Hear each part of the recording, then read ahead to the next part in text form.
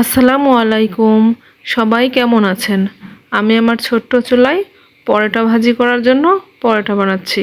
পরোটার ডোটা বিটরুটের রস দিয়ে তৈরি করেছিলাম, এই জন্য সুন্দর গোলাপি কালার আসছে। এখন সেটা লেচি কাটা ছিল, রুটির মতো করে প্রথমে বেলে নিচ্ছি, তারপর পরোটার ভাঁজ দিয়ে নেব। পরোটার ভাঁজ দেওয়া হয়ে গেলে আবার সুন্দর করে বেলে নেব।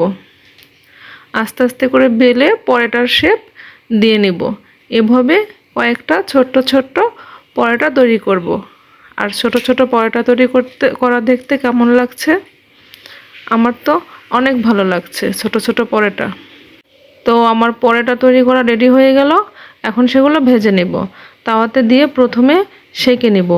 এক পাশ সেঁকা হয়ে গেলে পরে আবার তেল দিয়ে দিব সামান্য, দিয়ে এপাশ এপাশ করে উল্টিয়ে ভেজে নেব। এতে পরোটাটা সুন্দর মচমচে হয় এবং ফুলেও। এভাবে সবগুলো পরোটা একটা একটা করে ভেজে নেব। রেডি হয়ে গেল আমার গোলাপি গোলাপি মজার পরোটা।